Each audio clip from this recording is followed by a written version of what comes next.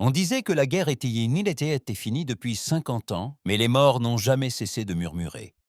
Les cicatrices de la Terre ne se sont jamais refermées. Y telles des bombardements orbitaux, y celles des villes réduites en cendres, et certainement pas celles de la trahison. 50 ans. Et pourtant, le souvenir brûle plus ardemment que les obus à plasma qui ont ravagé le pourtour de l'Atlantique. À l'époque, l'humanité implorait la paix. Nous avons envoyé des diplomates. Nous avons signé des traités. Nous avons offert technologie, commerce et même des soldats. Nous ne demandions qu'une chose, le respect de notre espace. Restez loin de Saül. Pas de flottes extraterrestres près de Mars. Pas de patrouilles survolant Neptune. Pas de sondes furtives explorant la magnétosphère terrestre. Ce n'était pas qu'une question politique. C'était sacré. Après ce qu'ils avaient fait, c'était inévitable. Mais les extraterrestres n'écoutent jamais tant que cela ne leur coûte rien. Et la semaine dernière, quelqu'un a franchi la ligne rouge. Le commandant Ronan s'est réveillé à 4 heures du matin comme d'habitude, seul et silencieux, avec cette vieille douleur lancinante à la poitrine qui ne l'avait jamais vraiment quitté. Il avait une femme, un fils. Il se trouvait sur la station Europa lorsque les Varnath ont attaqué. Les extraterrestres ont prétendu qu'il s'agissait d'une erreur de ciblage. Ils ont affirmé viser un dépôt d'armes et non une base civile. Ils ont exprimé leur regret quant aux pertes humaines. Ronen ne voulait pas de regrets. Il voulait du sang. L'alerte est arrivée alors qu'il sirotait son café noir, les yeux rivés sur le journal de transmission qui n'apportait jamais que de mauvaises nouvelles. Un vaisseau éclaireur Varnat était entré dans le puits gravitationnel de Jupiter.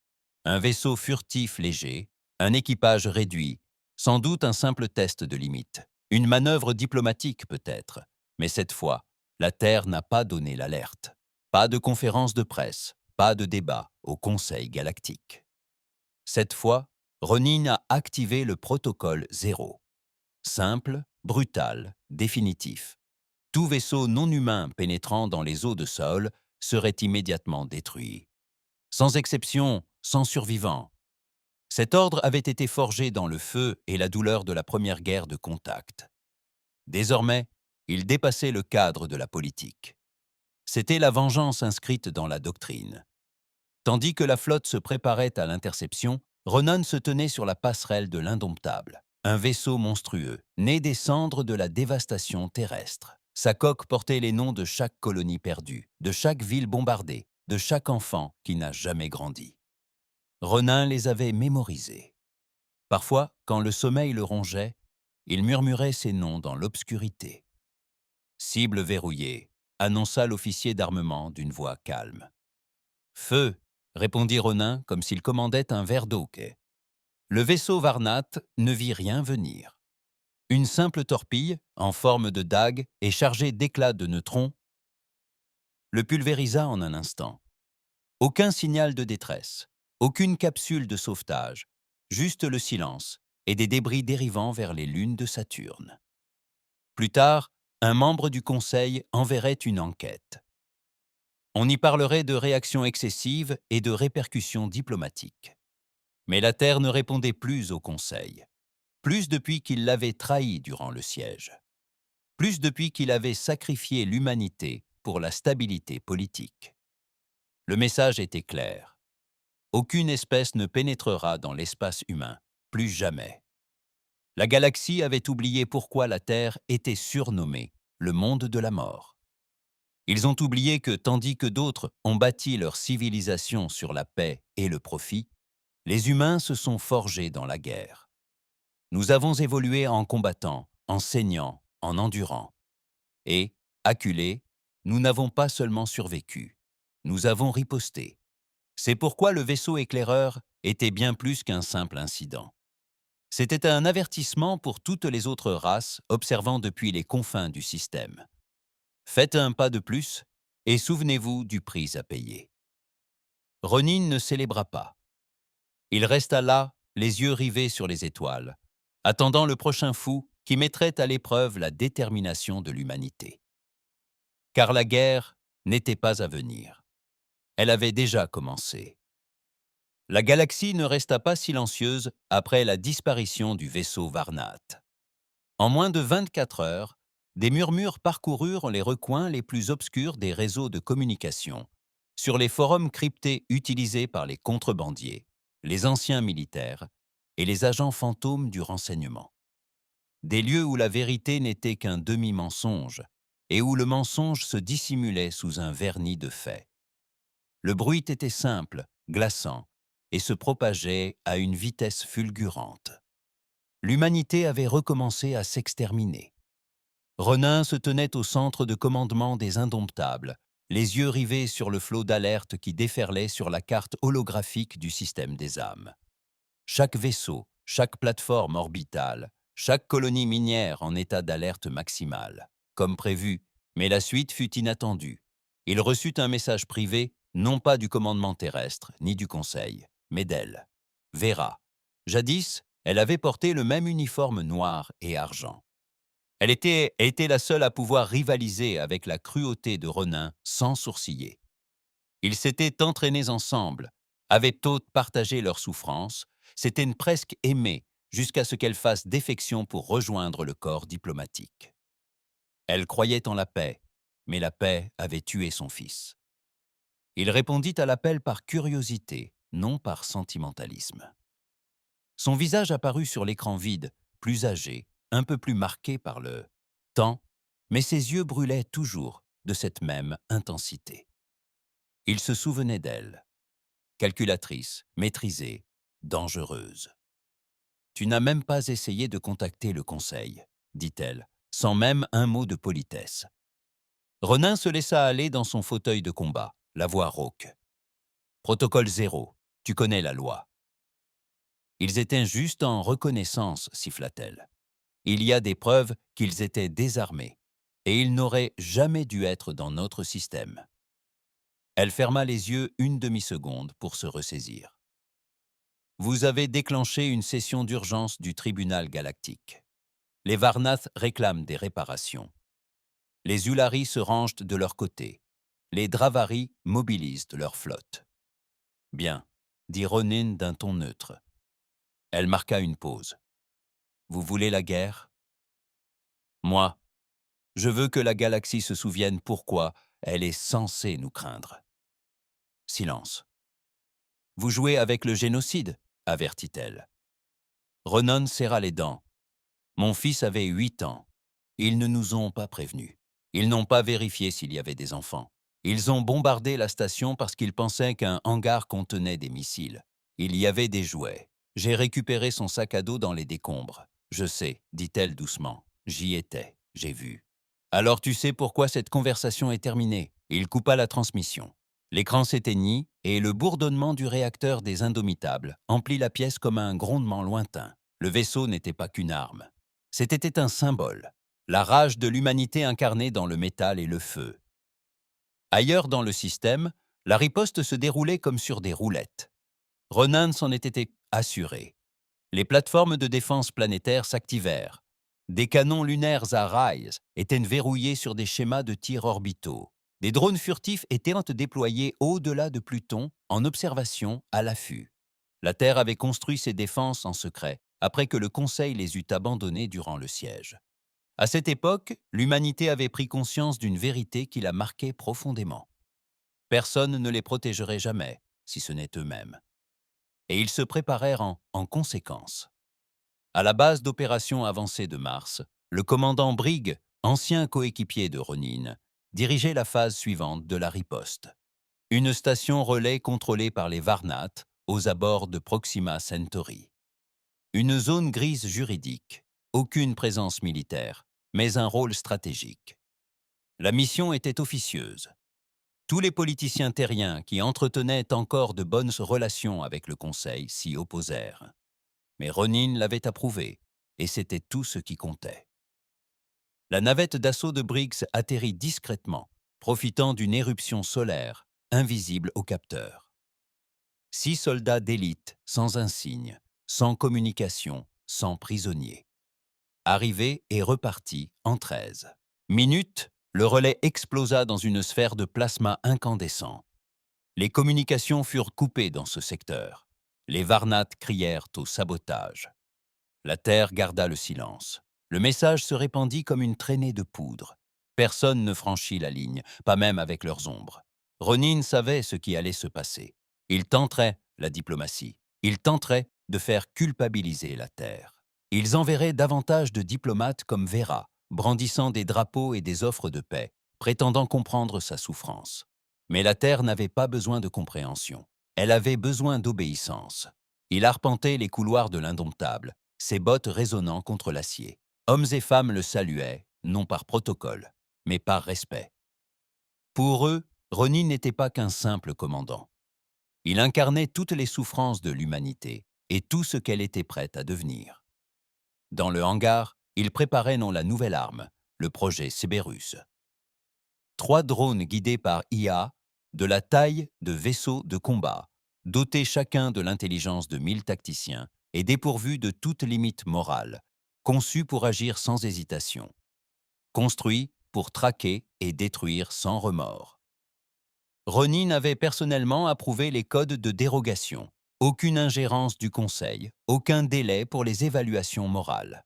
Le scientifique en chef a fait un rapport inquiet. Monsieur, une fois déployé, il n'y a plus de retour en arrière. Les algorithmes de ciblage vont s'intensifier. Ronan fixa le noyau lumineux de la première unité Cerberus. C'est le but. Ils ont lancé les cibles dans l'heure. Des installations extraterrestres clandestines, connues pour se développer dans des zones non réglementées, trafiquaient de la technologie humaine, de l'ADN humain, de la souffrance humaine. Ces lieux, qui s'étaient enrichis en vendant la douleur de la Terre durant le siège, furent frappés avec la précision d'un scalpel et la fureur d'un dieu. Aucun survivant, aucune trace, seulement des cendres et des rumeurs. La galaxie hurla. Mais Ronan n'en avait pas fini. Il avait programmé une diffusion à l'échelle du système, accessible uniquement aux membres du tribunal galactique, ni public, ni ostentatoire. Un message destiné aux puissants, aux arrogants et aux anciens empires qui pensaient que la Terre était encore en ruine. Il se tenait devant la caméra, en simple uniforme, sans décoration. Ici le commandant Ronan du commandement de la défense terrestre, commença-t-il. Sa voix ne s'éleva pas. Inutile. Il y a 50 ans, vous avez assisté impuissant à l'incendie de nos villes. Vous avez appelé au calme tandis que nos enfants mouraient. Vous avez négocié la paix pendant que nous enterrions nos morts. Il se pencha en avant. Vous pensiez que la Terre avait oublié. Nous n'avons pas oublié. Le silence se fit. Pour certains, cela suffirait à apaiser les faibles, les craintifs, les rationnels. Mais toutes les espèces ne respectaient pas la peur. Certaines avaient besoin de se saigner. La nouvelle lui parvint 3 jours plus tard. Une flotte Varnate, 5 destroyers et un porte-vaisseau faisaient route vers la frontière extérieure de l'âme. Exercice d'entraînement, prétendirent-ils, patrouille de routine. Le sang de Ronin se glaça. Il les avait prévenus. Il leur avait montré. Et maintenant, ils étaient dans le collimateur. L'indomptable se dirigea vers les étoiles tel un prédateur enragé. « Cap sur eux !» ordonna-t-il. « Plein gaz. Je veux les repérer avant qu'ils ne nous voient. » L'équipage se mit en mouvement avec un calme olympien. Aucune panique, aucune confusion. Ils s'étaient entraînés pour cela depuis leur plus jeune âge. Tandis que les étoiles se courbaient autour d'eux dans le tunnel de distorsion, Ronan regagna ses quartiers. Il ouvrit une petite boîte dans son casier.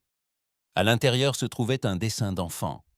Des bonshommes, bâtons grossiers, un soleil rouge, un homme avec un gros pistolet bras. « Papa nous sauve !» griffonné en dessous d'une écriture tremblante. Il le tint un instant, puis le glissa dans son gilet. Pas de prière, pas de discours, juste un but. La galaxie avait oublié ce qu'était la Terre. Il qualifiait les humains de sauvages, d'imprévisibles, d'émotifs. Ils avaient été raison, et ils allaient bientôt s'en souvenir. L'indomptable franchit la limite de distorsion à la périphérie de la ceinture de Kuiper, juste au-delà des frontières officielles de l'espace humain, enveloppé dans le silence déformé, qui suivaient chaque saut. La flotte Varnat était déjà là. 5 destroyers et un porte-vaisseau, alignés en formation déployée, armes au poing, effectuant des scans discrets comme s'ils n'attendaient pas de provoquer une riposte. Mais Ronen savait que c'était une erreur. On ne déploie pas une telle puissance de feu aux abords de Saoul sans vouloir marquer les esprits. Le seul problème, c'est que le message de la Terre était déjà en route.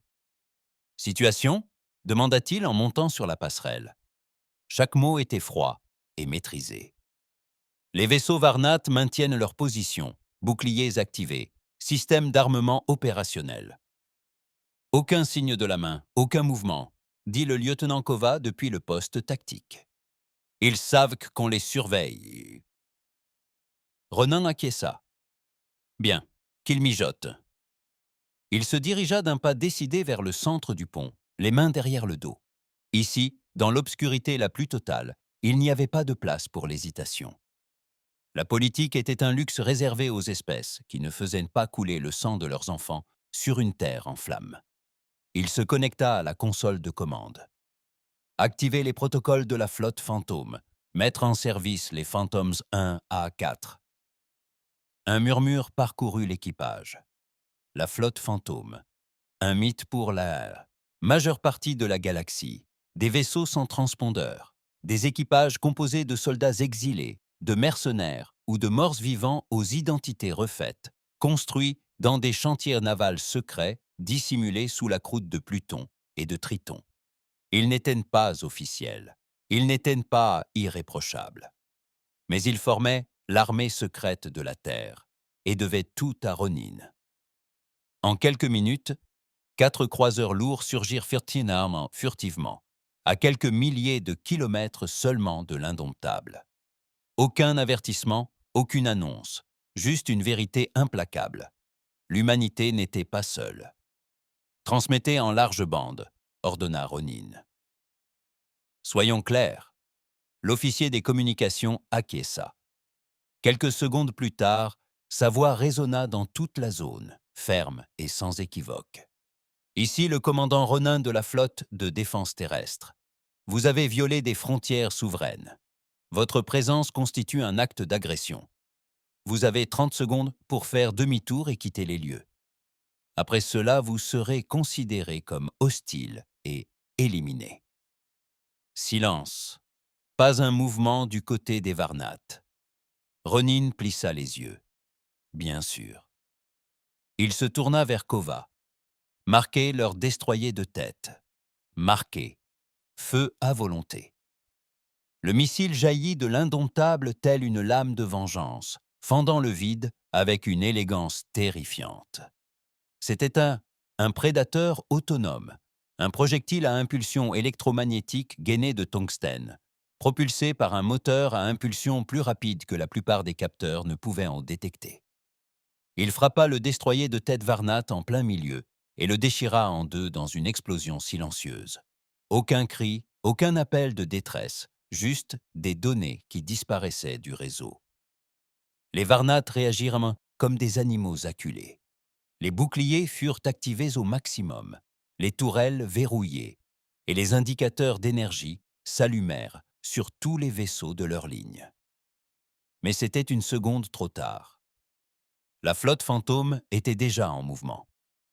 4 croiseurs ouvrirent le feu en rafales synchronisées, leurs canons à rails martelant, avec une violence chirurgicale. Un autre destroyer Varnat perdit ses moteurs et se mit à tourner sur lui-même, impuissant. Un troisième vaisseau vit ses générateurs de boucliers éventrés par des lasers de précision. Toujours pas de retraite, toujours aucun appel. La mâchoire de Ronin se crispa. « Ils sont venus ici pour mourir », murmura-t-il. « Des ordres, monsieur ?» demanda Kova. « Finissez-en. » La bataille d'Uid dura 6 minutes. 6 minutes d'une destruction unilatérale et implacable. Les vaisseaux humains se déplaçaient avec une efficacité redoutable, exploitant les faiblesses des formations extraterrestres que la Terre étudiait depuis un demi-siècle. Aucun quartier ne fut accordé. Aucune reddition ne fut acceptée. Une fois le combat terminé, la flotte Varnat avait disparu. Des débris flottaient dans le vide. Des fragments d'alliage et d'atmosphère gelée dansaient comme de la neige métallique. Ronin ne célébra pas. Il ne s'y a même pas. « Équipe de nettoyage en route !» annonça quelqu'un. Aucun signe de vie détecté.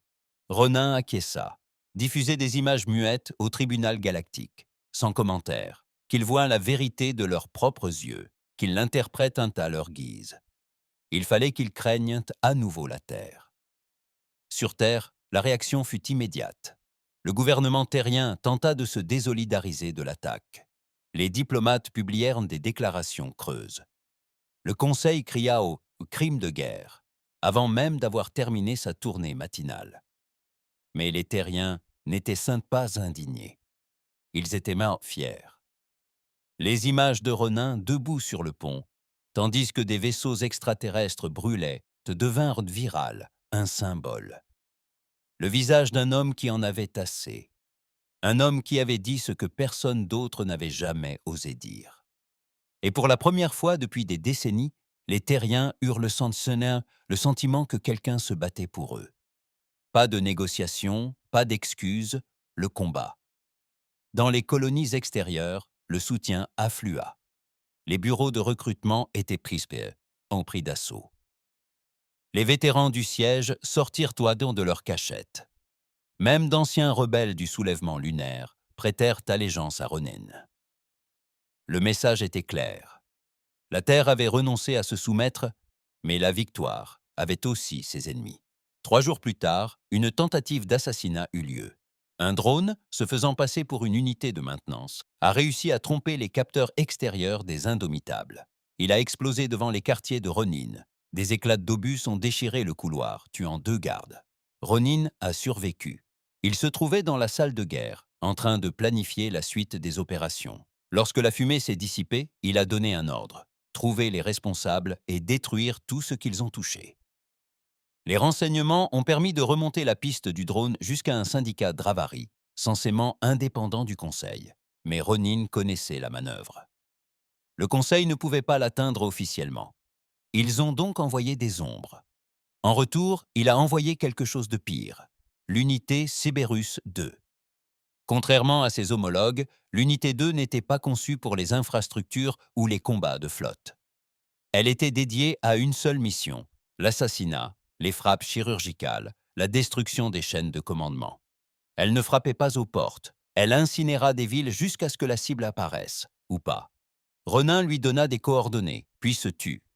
3 jours plus tard, la base du syndicat Dravari sur la face cachée d'Epsilon Prime avait disparu. Les capteurs ne captèrent aucune donnée. Les satellites en orbite dysfonctionnèrent. Les réseaux civils furent mis hors service. La Terre nia toute implication. Le Conseil hurla de nouveau, et la galaxie commença à se fracturer. Les races neutres rapatrièrent leurs ambassades de la Terre. Les stations commerciales interrompirent leur livraison. Des rumeurs se répandirent, Ronin aurait pris le pouvoir. Earthgov n'était qu'une marionnette. Un seigneur de guerre détenait désormais l'âme. Et personne n'était sûr de la véracité de ces rumeurs, car Earthgov ne les démentit jamais. Il ne le pouvait pas. Le soutien dont bénéficiait Ronin était trop fort. Ses ennemis étaient terrifiés. Et pire encore, la galaxie se souvenait à quel point l'humanité pouvait être terrifiante lorsqu'elle cessait de demander la permission. Les jours qui suivirent la frappe sur Epsilon Prime changèrent tout. Non pas à cause des dégâts, le drone Cerberus avait accompli sa mission avec une perfection mécanique, mais à cause de ce qui suivit. Un message de masse déferla sur la galaxie, non pas depuis la Terre, mais depuis eux, les Ulari. Anciens, très anciens, ils étaient eux-mêmes des érudits en diplomatie, des marchands de savoir, des gardiens autoproclamés de la paix. Pendant des décennies, ils s'étaient tenus à l'écart du conflit avec les humains de Varnat, feignant de planer au-dessus du bain de sang, trop éclairés pour intervenir. Mais à présent, alors que les drones Subaru ravageaient leur route commerciale et que leurs alliés Varnat étaient anéantis dans l'espace, ils prirent pas la parole. Leur message, diffusé à travers des milliers de systèmes et traduit en des centaines de langues, était empreint d'une fureur moralisatrice. La Terre a renié les principes de la civilisation interstellaire. Elle est devenue un acteur voyou, affranchi des traités et irresponsable envers la paix. Si elle refuse de reprendre les négociations, le sort s'acharnera contre elle. Ronan, seul dans sa chambre de guerre, les bras croisés et la mâchoire serrée, regardait la retransmission. La vidéo montrait des images floues de frappes de drones Sibéru, des cris d'enfants, des incendies ravageant des habitats à moitié construits, et des diplomates haris décrivant la Terre comme une espèce de fou. Puis vint le moment crucial, celui que Ronin avait anticipé mais qu'il espérait plus long. Les Oulari ne se contentaient pas de condamner la Terre. Ils formaient une coalition qu'ils appelaient l'Accord unifié. Un nouveau pacte militaire, un regroupement de puissances destiné à contenir la menace humaine. Les Varnates, les Dravaris et même les Tataris, ces salauds qui jadis exploitaient les blessés de la Terre pour leurs recherches biotechnologiques, se retrouvaient désormais alliés à leurs ennemis. 100 mondes signèrent l'accord en 3 jours. Et voilà, la Terre se retrouva seule, à son point de départ. Ronin ne broncha pas. Il coupa la diffusion en plein milieu d'une phrase. Il savait déjà ce qui allait se passer. Il convoqua son état-major dans la salle de guerre, une pièce circulaire nichée au cœur de l'indomptable, aux murs tapissés de cartes holographiques et d'écrans de données rotatifs. La pièce empestait l'acier, l'ozone et les souvenirs brûlés. Le commandant Brigg fut le premier à entrer, le visage grave et l'armure encore tachée par l'opération du relais Proxima. Kova suivit, silencieux, flanqué de 2 aides tactiques. Puis arriva le capitaine Darren, chef de la défense orbitale, l'un des derniers vétérans du siège de New Rio. Ronin se tenait à la table centrale. Pas de politesse, pas de temps perdu. Ils ont formé une coalition, dit-il. Ils veulent nous contenir. Brigg grogna. Ils essaient de nous contenir depuis que les tirs orbitaux se sont éteints. Cette fois, ils le crient plus fort. Ils sont nombreux, ajouta Kova d'une voix sèche. On parle de 50 flottes confirmées, à eux tous, plus 30 en réserve. Sans compter les mercenaires qu'ils recruteront en chemin. Ronin acquiesça. C'est pourquoi nous ne les attendons pas. Un silence s'installa. Il saisit une commande sur la table et une carte se déploya. Des dizaines de points lumineux apparurent, non pas les territoires de la Terre, mais les leurs. Opération Voile de fer, annonça Ronin. Nous allons les frapper avant qu'ils ne s'unifient, couper leurs lignes de ravitaillement. Saboter leurs communications, faites s'effondrer l'accord avant qu'il ne devienne réalité. Brigg haussa un sourcil. Vous proposez des frappes préventives, plusieurs systèmes, des dizaines de cibles. C'est une guerre d'une ampleur inédite depuis l'effondrement. Exactement, répondit Ronin. Ils voulaient se souvenir de ce qu'était la Terre. Rappelons-le leur. Au fond de la pièce, une voix murmura. Nous serons des paras. Nous le sommes déjà. Il marqua une pause, les regardant un à un dans les yeux. Je ne vous demande pas votre approbation. Je vous annonce la suite. Nous frappons maintenant où ils nous étoufferont au cœur même de notre système. Personne ne protesta. Ils savaient ce qui était en jeu. Dans les heures qui suivirent, les réseaux militaires terrestres bourdonnèrent comme un nid de guêpes. Des flottes clandestines commencèrent à se mobiliser. Les dépôts de ravitaillement sur Titan, Europe et Ganymède reprirent de vie. Les machines de guerre forgées à froid, longtemps restées en hibernation, furent réveillées. Même les unités Sibérus, déjà redoutées dans la moitié de la galaxie, furent équipées de nouveaux protocoles, plus intelligentes, plus meurtrières, moins bridées. Mais tout le monde n'était pas convaincu.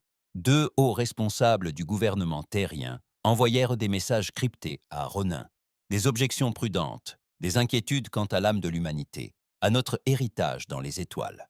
Il répondit par une seule phrase. L'héritage est écrit par les survivants. En temps, Kanta. Coulissée, la galaxie se préparait à l'impact.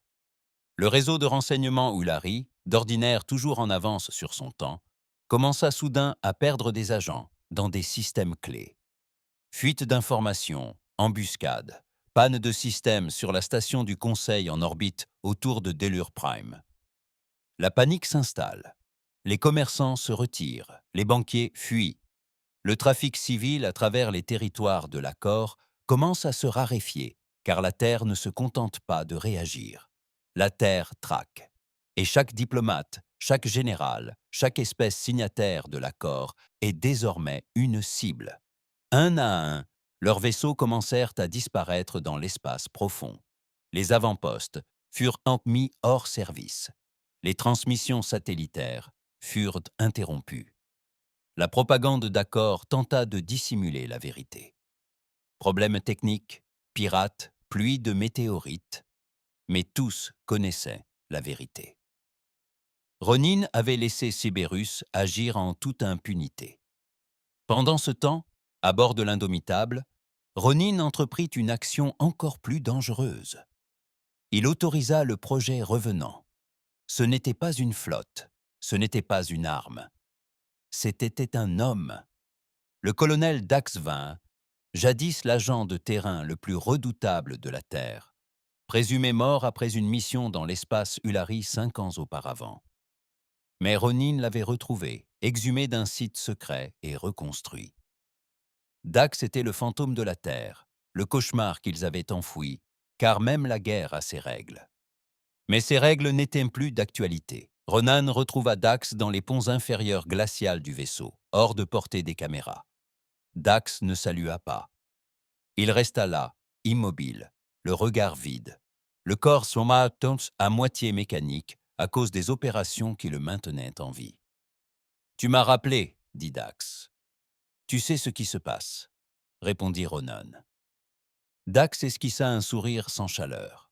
« Tu veux que j'effraie les monstres qui t'effraient ?» Ronan acquiesça. « Je veux que les chefs de l'accord soient démasqués. Leurs noms, leurs habitudes, leurs faiblesses. On ne négocie pas avec eux. On les démantèle. » Dax se retourna et s'engagea dans le couloir obscur. « Alors tu les auras. » Ronin le regarda disparaître, ressentant toute la gravité de ce qu'il venait de déclencher. Pas seulement l'homme. L'idée que la Terre ne se plierait plus jamais aux règles de la galaxie.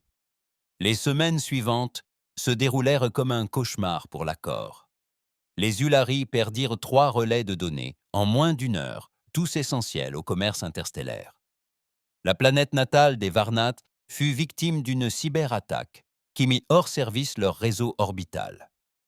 Une noble Dravari, l'une des figures fondatrices de l'accord, fut retrouvée morte à bord de son croiseur privé. Aucune preuve, aucun témoin, juste une pièce de monnaie terrestre posée sur sa poitrine.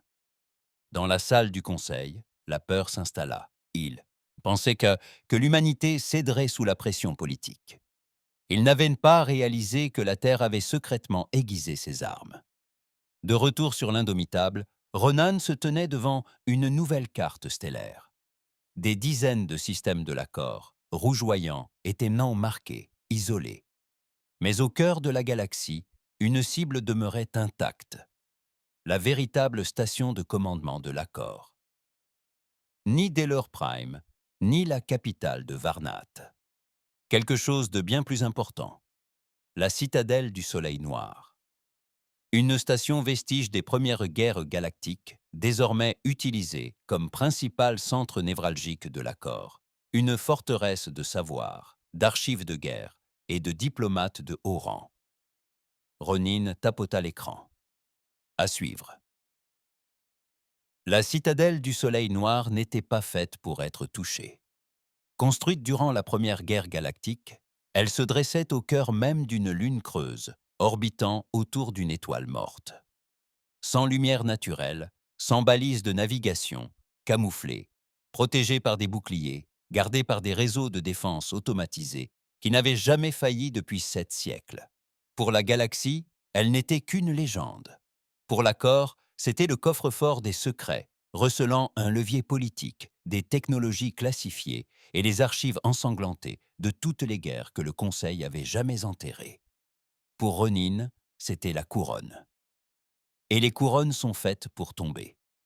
Il se tenait dans la pénombre de la salle de guerre des Indomptables, étudiant les schémas de la citadelle, des scans partiels récupérés auprès de marchands renégats, des archives Ulari piratées et des fragments assemblés par une IA fouillant le dark web. Ce n'était pas suffisant, mais ce n'était pas nécessaire. Il ne prévoyait pas un siège, mais une infiltration. 3 points d'entrée, dit Kova en désignant des schémas clignotants. Un seul mène au centre des archives. Lequel est le moins défendu demanda Ronin. Aucun, répondit-elle.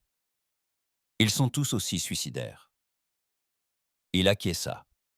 Nous prendrons celui du milieu. Elle cligna des yeux. Pourquoi? Parce que c'est celle qu'il pense que nous ne prendrons jamais le risque. Brigg croisa les bras. Tu crois vraiment qu'on peut entrer et sortir? Cet endroit engloutit des flottes entières. Les yeux de Ronan restèrent rivés sur la carte.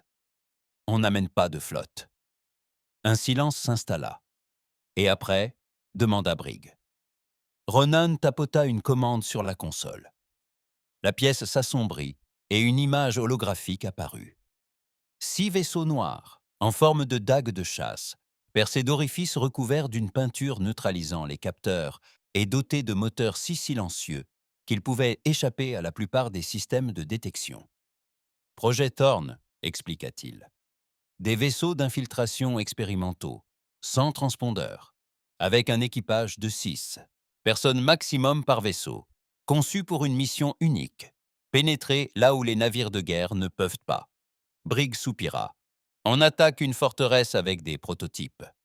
On attaque avec des fantômes, répliqua Ronin. Et il n'y allait pas seul.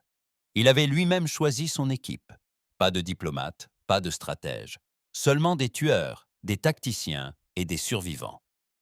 Des hommes comme le commandant Ail, qui avait jadis dirigé une cellule de résistance sous l'occupation Varnat d'Europa. Un homme qui a éventré 3 soldats avec une foreuse minière pour protéger une tour radio. Ou le lieutenant Rennes, exilé pour avoir fait exploser un dépôt de ravitaillement avec ses troupes à l'intérieur, car elles avaient craqué sous la torture et parlé. Des gens qui savaient que la paix était un luxe et que survivre signifiait des cicatrices.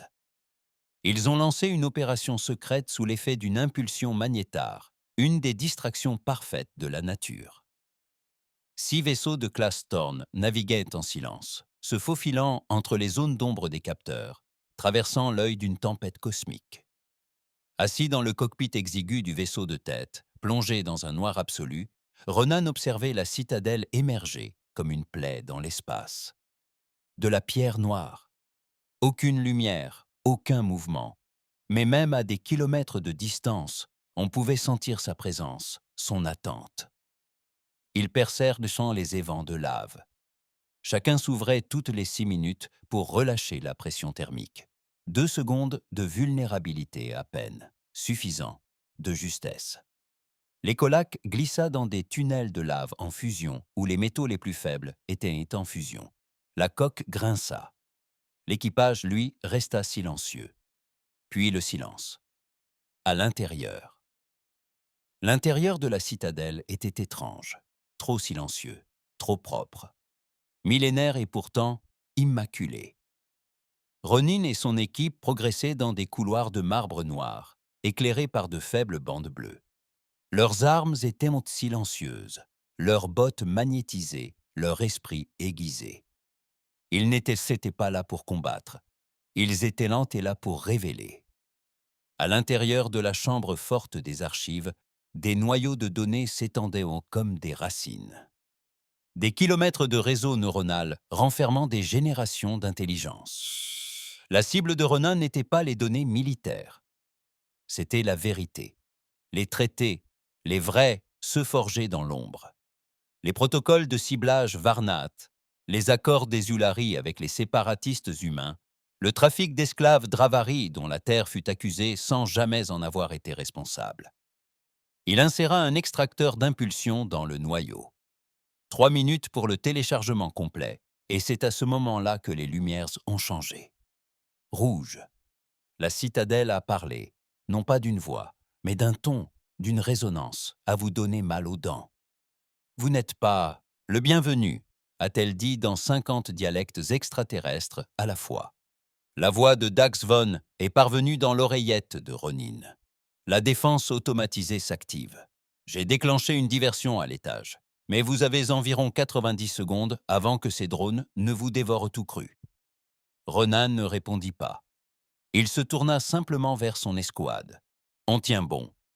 Des tourelles se détachèrent des murs. Des tentacules mécaniques jaillirent du plafond. Des lasers se mirent à pulser en arcs synchronisés. L'équipe de Ronin répliqua avec une violence désespérée.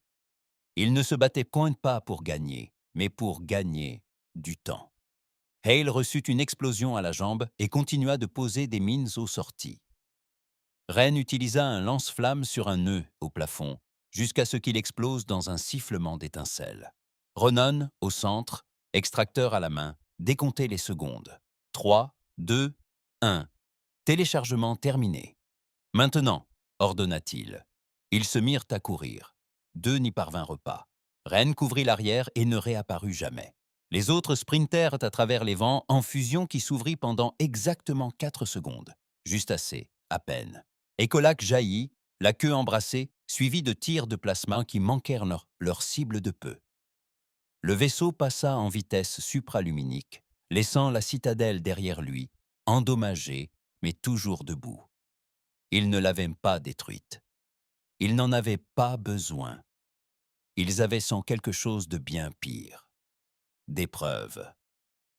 De retour sur l'Indomitable, Ronin se présenta devant ses officiers et chargea les fichiers sur l'écran principal.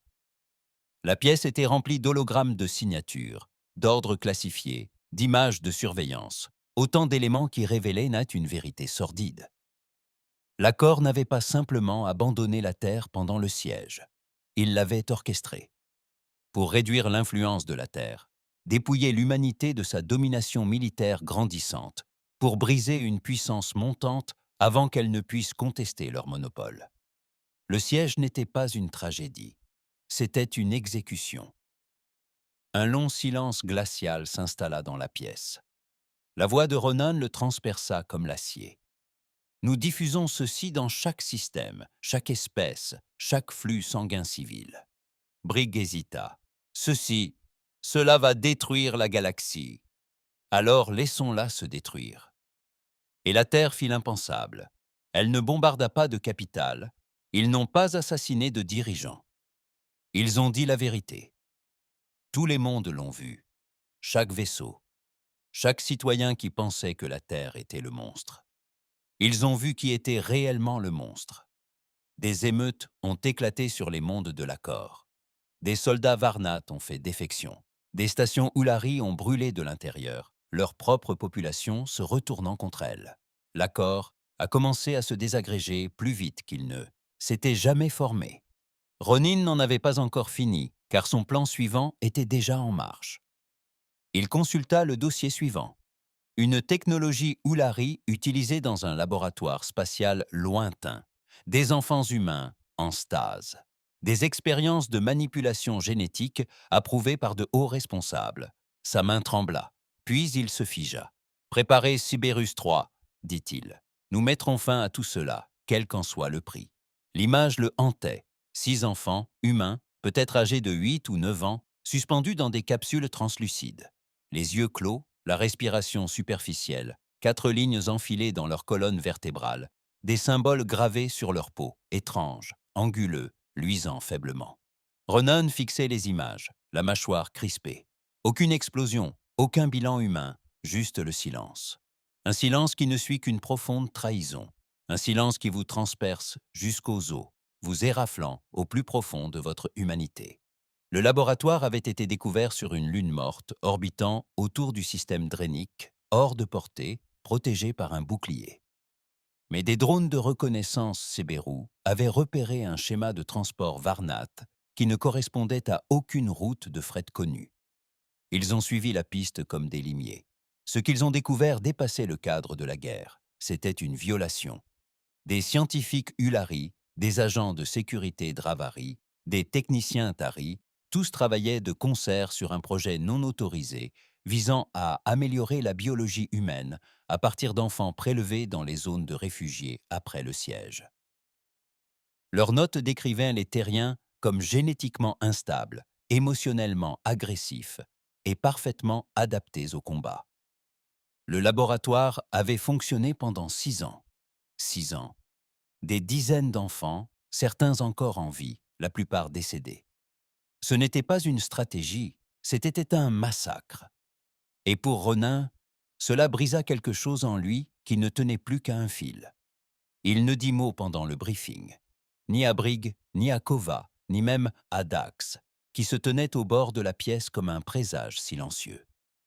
Il fixa l'écran holographique, affichant en rotation l'image des coordonnées du laboratoire, et prononça un seul mot. Brûlé. L'unité Cerberus 3 fut chargée en quelques heures. C'était la moins avancée des 3 IA, mais la plus brutale. Conçue sans aucune éthique adaptative, elle n'a ni prévenu ni évalué la situation. Elle a anéanti. Le laboratoire fut vaporisé en 15 secondes. Les enfants survivants furent les Panths les premiers à être secourus et embarqués à bord du vaisseau médical terrien, le Solace. Ronin supervisa personnellement leur transfert. Certains étaient en TBT, d'autres hurlaient en silence. Un garçon serrait contre lui un soldat de plomb rouillé et ne sciait pas des yeux. Il ne leur adressait même pas la parole. Il en était incapable. Il craignait ce qu'il pourrait dire ou faire. Il retourna donc à l'indomptable, là où la rage ne bouillonnait plus. Elle s'était calcifiée. Il réunit à nouveau ses hommes, non plus dans la salle de guerre cette fois, mais dans la profonde chambre d'archives située sous le vaisseau, une chambre dont peu soupçonnaient l'existence. Là, gravés dans les murs, étaient inscrits les noms de chaque ville perdue lors du siège, de chaque station prise d'assaut, de chaque civil porté disparu. Et maintenant, à cette liste, ils ajoutèrent là les enfants du laboratoire. Un silence s'installa. Puis Ronan prit la parole. Ils croyaient nous améliorer, nous perfectionner, comme si nous étions brisés, comme si nous avions besoin d'être réparés. La voix de Briggs se brisa. Ils nous voient comme des armes. Non, dit Ronin, ils nous voient comme leur propriété. Il se tourna, fixant la faible lueur orangée. Et maintenant, nous leur faisons croire que nous sommes un jugement. Dans les 48 heures qui suivirent, l'opération Chute fut lancée. Non pas des frappes de précision, ni des raids chirurgicaux, mais l'annihilation totale des infrastructures critiques de l'accord. Les flottes terrestres frappèrent dans les dépôts de ravitaillement, les relais supraluminiques, les avant-postes de renseignement, tout ce qui permettait à l'accord de survivre. Chaque système touché fut réduit en cendres. Dax Von commandait des équipes au sol qui détruisaient les réseaux de défense avant même leur mise en service. Les drones de Cerberus lançaient des impulsions de cyberguerre qui paralysaient des flottes entières avant même le début des combats. Mais au milieu du chaos, un autre phénomène se produisit. La foule se mit à acclamer. Dans toutes les colonies terrestres, des dômes glacés de titans aux plateformes de lave d'Io, des foules se rassemblaient au chai autour d'écrans de projection, regardant les vaisseaux d'accord exploser. Ronin prononçait des discours, des images d'enfants sauvés, emmitouflés dans des couvertures, et enfin dormir sans sédatif. Il était devenu bien plus qu'un simple soldat, commandant. Il devint un symbole non pas de leadership, mais de colère, ni d'un père l'ayant tout perdu et refusant que quiconque subisse le même sort. Or, le pouvoir attire les ennemis, et tous ne venaient pas d'ailleurs. 2 nuits plus tard, alors qu'il examinait des données de reconnaissance dans ses appartements privés, l'attentat eut lieu.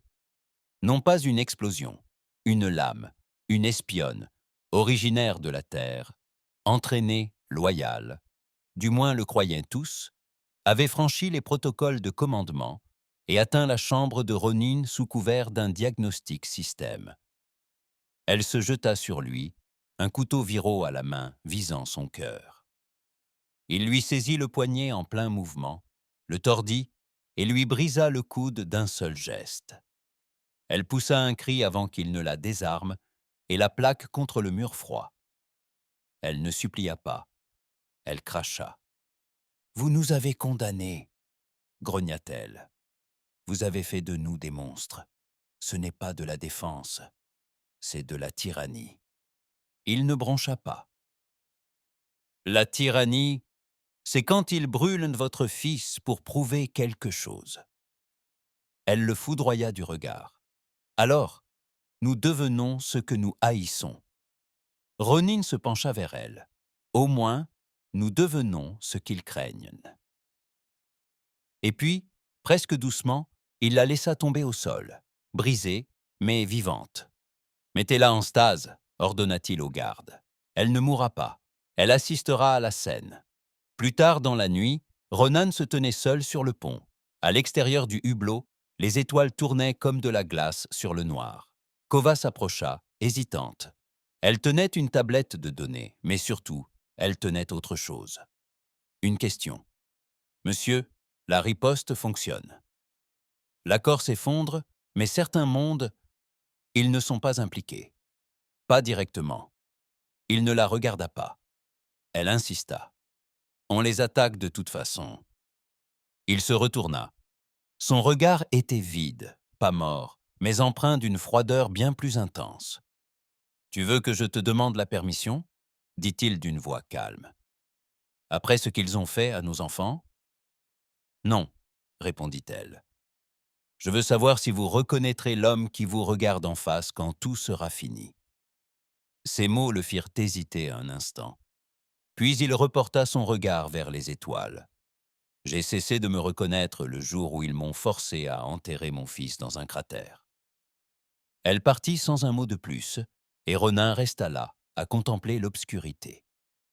Bien au-dessus d'eux, au cœur du dernier bastion de l'accord, les dirigeants survivants se réunissaient en secret. Ils avaient consulté les dossiers. Ils savaient que la vérité avait éclaté. L'opinion publique était en émoi. Des manifestations déferlaient sur les systèmes internes. Une guerre civile se préparait sur les mondes membres de l'accord.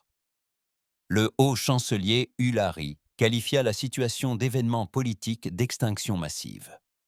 Alors, ils firent ce que font toujours les lâches. Ils préparèrent une arme, non pas une flotte, mais une solution de repli, un projet ancestral, enfoui si profondément dans leurs archives que même Ronin ne l'avait pas trouvé. Projet Thornville, un dispositif biogénique en cascade capable de stériliser un système entier. Non pas une bombe, mais un virus. Aérien, autoréplicatif, spécifique à une espèce. Conçu durant la Première Guerre galactique, jamais utilisé, car même les monstres craignaient son potentiel. À présent, sous la coupe de la Terre, ils ont décidé que le moment était venu. Le dernier acte, un pacte suicidaire déguisé en salut. Mais quelqu'un a surpris une conversation. Une jeune analyste Ulari, chargée du traitement des données, a intercepté les journaux de transfert et les a transmis à Ronin. Le message est arrivé crypté, incomplet, mais suffisant. Ils allaient déployer Thornville dans le système Saoul. Ronin fixa les fichiers interceptés, puis, pour la première fois depuis des années, il s'effondra. Non pas de rage, mais de chagrin, parce qu'ils n'allaient plus le combattre. Ils allaient anéantir son espèce. Ils allaient mettre fin à la guerre en détruisant la planète. Et ils allaient le faire bientôt. Il broya la tablette de données dans sa main. Plus d'avertissements, plus de transmission. Il ne s'agissait plus de vengeance. Il s'agissait de survie. Et il réduirait la galaxie en cendres pour que la Terre puisse respirer. Il leur restait 47 heures. Cette estimation reposait sur le décryptage des journaux de bord, des relais de communication et du dernier pic de diffusion détecté près de la périphérie du secteur d'Alter, où une installation secrète, Ulari, assemblait le projet Voile d'épines. S'il était lancé, il pénétrerait dans l'âme sans être détecté, se fragmenterait dans l'atmosphère terrestre et anéantirait l'humanité au niveau moléculaire en quelques jours. Aucune ville en flammes, aucun vaisseau explosé, juste le silence. Un silence absolu, définitif. Une extinction chirurgicale. Ronan resta muet tandis que la chronologie était lue à haute voix dans la salle de guerre. La voix de Kova trembla pour la première fois depuis des années. Briggs se tenait là, les bras croisés, la mâchoire serrée comme s'il voulait frapper une étoile. Dax ne dit rien, se contentant de faire glisser un couteau sur une pierre humide, la lame chuchotant dans le silence. « Ils ne font même plus semblant, » dit Kova. « Ils ne cherchent pas à gagner, ils veulent nous éliminer. » Ronan leva enfin les yeux. « On n'a pas besoin de gagner, » dit-il. « On doit arriver les premiers. » Il tapota l'écran et le plan de l'installation Ulari se dévoila. Une flèche rotative enchâssée dans un nuage d'astéroïdes, truffée de mines gravitationnelles et de bombes à impulsion déclenchées par proximité, gardées par 2 croiseurs et des réseaux de défense automatisés. Le fantôme parfait. La furtivité frôle le suicide. Brigg a dit qu'il nous verrait arriver avant même qu'on ait le temps de cligner des yeux. « On ne clignera pas des yeux », a répliqué Ronan. « On fonce, on y va maintenant. » Il n'a pas attendu d'approbation. L'Indomitable a été ravitaillé et lancé en 6 heures, accompagné de 4 vaisseaux de soutien, de 2 drones Sibéru et d'un vaisseau éclaireur sans camouflage, émettant un faux signal de détresse pour détourner les croiseurs Ulari. L'opération fonctionna pendant 10 minutes, puis les Ulari comprirent ce qui se passait, et le champ de bataille devint un véritable enfer. Ils attaquèrent rapidement, de front, sans pitié. L'Indomptable, fer de lance de l'attaque, encaissait les premiers coups, se frayant un chemin à travers les champs de débris, ouvrant les mines à l'aide d'impulsions magnétiques et les entraînant vers la flotte Ulari. Ronan se tenait à la barre, tandis que des brèches dans la coque s'illuminaient de rouge et que les canons à rail faisaient trembler le sol sous ses bottes. Il ressentit tout, la peur, la douleur, les fantômes du passé, et il poursuivit son avancée. « Visez le nœud de commandement », ordonna-t-il. « Nous neutralisons cette tour, où la Terre périt. » Dax et son équipe d'infiltration furent éjectés du ventre du vaisseau à bord de capsules de largage. Des balles enflammées fendèrent les sats et l'espace et s'abattirent sur la base astéroïde. Elles percutèrent la structure comme des météores, les portes s'ouvrant en grand, avant même que le métal ne refroidisse, les armes crépitant. À l'intérieur, les Ulari attendaient. Des couloirs stériles, des gardes bio-ingénieurs, des tourelles automatisées. Mais Dax se déplaçait comme la mort dans l'obscurité, l'effrayant un chemin avec une violence méthodique. Son escouade subissait des pertes lourdes et rapides, mais prévisibles. Chaque pas lui faisait gagner de précieuses secondes, et chaque seconde comptait. Sur la passerelle, Ronan ne quittait pas des yeux le chronomètre. 38 heures. 35. Il donna l'ordre de lancer Kerberos 3. L'unité d'IA s'infiltra au cœur du réseau de communication des Ulari, déclencha un virus en cascade et commença à démanteler leur système de ciblage. Mais c'était trop lent. Les Ulari disposaient de systèmes redondants et de commandes manuelles. Ronin savait ce qui allait suivre. Il se connecta à son flux personnel, ouvrit un fichier verrouillé intitulé « Protocole Exodus » et lut ces mots. Aucun homme n'aurait jamais dû l'autoriser. En cas de menace d'extinction massive confirmée, activez le mode Oméga. Oméga. Une arme de sécurité dissimulée au cœur du réacteur des Indomptables. Une charge utile à singularité, quelque chose que la Terre avait juré de ne jamais utiliser. L'espace environnant s'effondrerait en un trou noir temporaire. Rien ne pourrait s'échapper. Ni Tornil, ni la flèche, ni l'équipe d'intervention, ni la flotte, ni Ronin. La voix de Kova se brisa dans les communications. « Tu plaisantes ?»« Si, » répondit-il, « c'est la seule solution. On ne peut pas. On doit. » Elle le regarda de l'autre côté du pont. Il y a d'autres vaisseaux, d'autres systèmes. Même si la Terre meurt, nous survivons. Non, dit Ronin, la Terre est notre foyer. Nous ne nous dispersons pas comme des lâches. Nous restons debout ou nous périssons. Le compte à rebours s'égrenait. 30h29. L'équipe d'intervention envoya un dernier message. Ils avaient atteint le laboratoire. Ils pouvaient apercevoir le voile d'épines, un petit dispositif cylindrique reposant dans un champ de confinement, vibrant doucement comme un battement de cœur. Dax parla calmement. « On peut le piéger pour qu'il explose ici même. Le faire exploser avant le lancement. » Ronin répondit « Non, On ne peut pas prendre le risque de l'activer. Vous le désactivez ou je le détruis. Dax ne protesta pas. Il dit simplement « Compris ». Mais le complexe n'avait pas dit son dernier mot. Les protocoles d'autodéfense se déclenchèrent. Le cœur commença à surchauffer. Des explosions secouant la flèche. Les alarmes du vide hurlaient. Ronin entendait ses hommes mourir. Et le compte à rebours continuait. 24 heures. Sibérus III envoya son dernier signal. Cible principale corrompue. Cascade défensive activée. Infiltration impossible. Ronin expira. Il savait ce que cela signifiait. L'IA perdait le contrôle. Il se tourna vers Brigg. Évacuez la flotte de soutien immédiatement. Tu restes.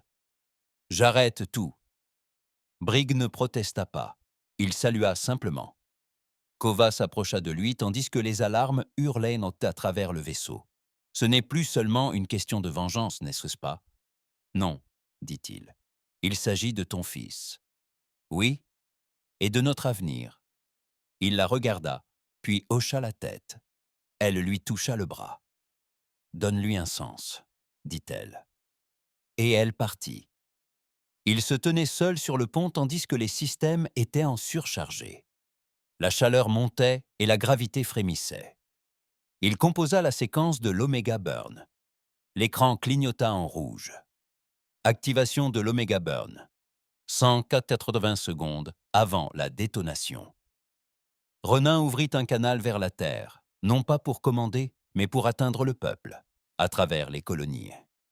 Les écrans vacillèrent et son visage apparut, ruisselant de sueur, taché de sang, résolu. « Ici le commandant Ronin, » dit-il. « Je ne reviendrai peut-être pas. » Il marqua une pause.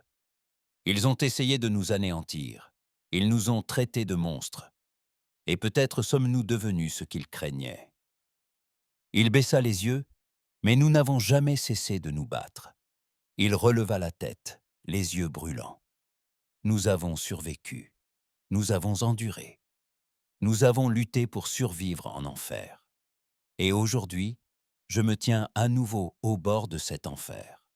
Non pas pour supplier, non pas pour implorer, mais pour vous promettre ceci. Il prit une inspiration. La Terre survivra même si je ne survis pas. La communication fut coupée. Le moteur à singularité atteignit un point critique. Ronan se tenait au centre du pont tandis que les parois se courbèrent vers l'intérieur, le métal gémissant, les étoiles se tordant en une spirale de lumière. Il tenait le petit soldat de plomb de son fils dans sa main, sourit et murmura « Qu'il se souvienne ». L'indomptable disparut dans une onde de gravité qui effaça la flèche Ulari de l'existence. La galaxie trembla. Tornval avait disparu. L'accord était brisé. La Terre survécut. Mais Ronin avait disparu. Du moins, c'est ce que la galaxie crut. Il devint une légende quelques heures seulement après sa mort. Les images de l'incendie final de l'indomptable. Cet unique éclair de lumière lorsque la charge utile de la singularité a consumé la sonnerie, flèche Ulari. Rejoué en boucle dans chaque système, chaque colonie, chaque avant-poste isolé, qui avait jadis oublié l'existence de la Terre. La guerre s'est terminée non par un traité, non par des signatures et des poignées de main, mais par le silence. Un silence glacial, brisé, terrifié. L'accord s'effondra en quelques jours. Les membres survivants, ceux qui s'accrochaient encore à l'autorité, trouvèrent leurs flottes en déroute, leurs chefs cachés, leurs peuples en rébellion ouverte. Les mondes Ulari furent secoués par des mutineries internes. Les structures de commandement Varnat s'effondrèrent et lorsque les soldats refusèrent de tirer un seul coup de feu, les syndicats Dravari furent traqués dans les rues par leurs propres clients. Il n'y eut ni discours, ni déclaration, seulement la retraite. L'espace humain, jadis mis en quarantaine par la peur et l'isolement, demeurait intact, ni par la diplomatie, ni par une alliance, ni par le respect.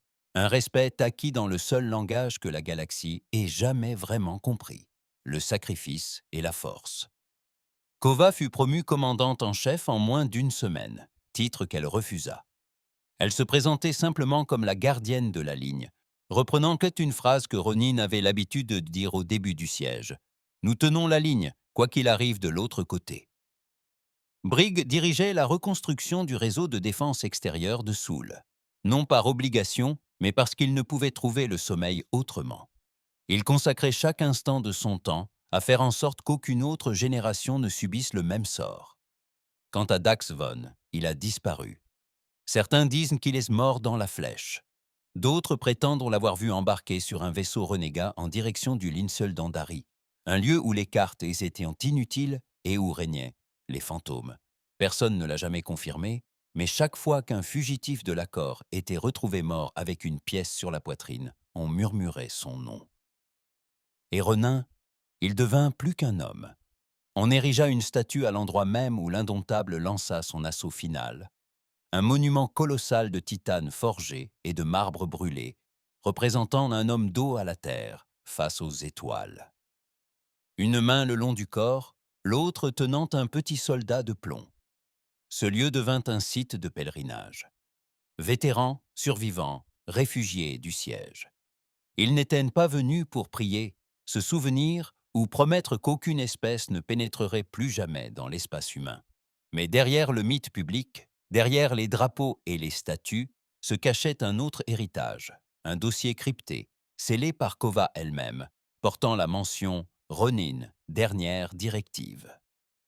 À l'intérieur se trouvait un message préenregistré, horodaté 20 minutes avant la détonation.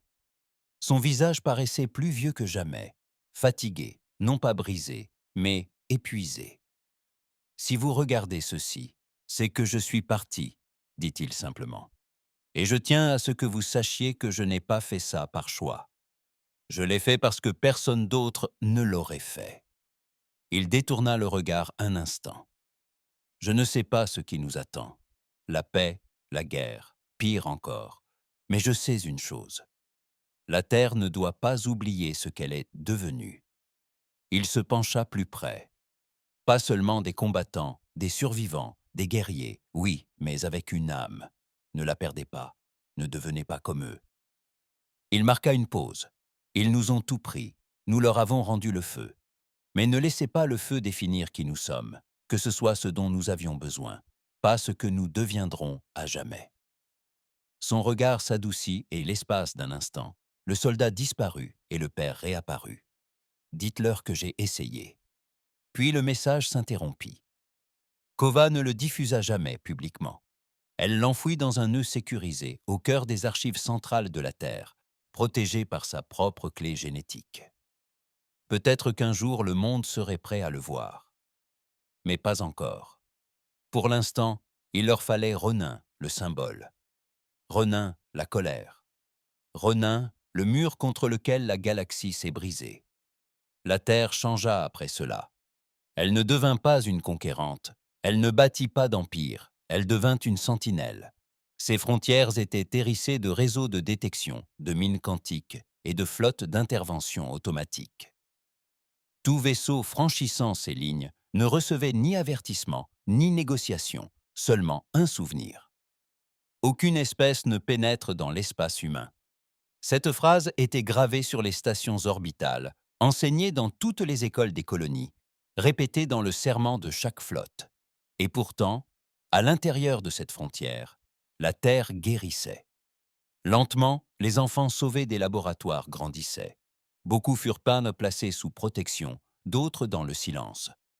Certains portaient des cicatrices trop profondes pour que la médecine puisse les guérir, mais la plupart survécurent. L'un d'eux, le garçon au soldat de plomb, rejoignit la flotte 20 ans plus tard. Son premier acte en tant que capitaine fut de déposer une gerbe au pied de la statue de Ronin. La Terre se souvint, mais la Terre survécut. La politique galactique tenta de se reconstruire. Bien sûr, des alliances brisées murmuraient, des rumeurs de réunification, de nouveaux conseils, de nouveaux noms. Mais quel que soit le drapeau qu'elle brandissait, elle ne parvenait plus jamais à toucher les âmes. Car tous se souvenaient de ce qu'un vaisseau humain avait fait. de ce qu'un père brisé par le chagrin, forgé par la perte, animé par la vengeance, était prêt à devenir. Il se souvenait que la Terre n'était pas morte lorsqu'ils avaient tenté de la détruire. La colère monta, et la galaxie n'oublierait jamais le prix de cette transgression. Au final, nul ne sut si Ronin était vraiment mort. Aucun corps, aucune boîte noire, aucun fragment de son ADN ne fut retrouvé. Certains disaient qu'il avait été absorbé par la singularité, absorbé par la faille sale gravitationnelle qu'il avait déclenchée. D'autres croyaient qu'il avait survécu, qu'il s'était échappé dans une capsule de largage, qu'il errait aux confins de la galaxie en exil, observant, attendant. Quelques chaînes complotistes ont même prétendu qu'il était la voix derrière certains appels de détresse codés, envoyés depuis les systèmes périphériques, où les derniers vestiges de l'accord tentaient de se regrouper. Mais ce n'étaient que des histoires, jusqu'au jour où un enfant, dans une colonie extérieure, découvrit une étrange boîte enfouie sous un arbre planté à la mémoire du siège. À l'intérieur se trouvait un soldat de plomb, rayé, ancien, mais encore intact. Un simple mot y était attaché. Tenez bon. Ni nom, ni date, juste un héritage impérissable. L'homme qui a consumé les étoiles pour sauver une planète et qui a fait en sorte que la galaxie se souvienne de lui.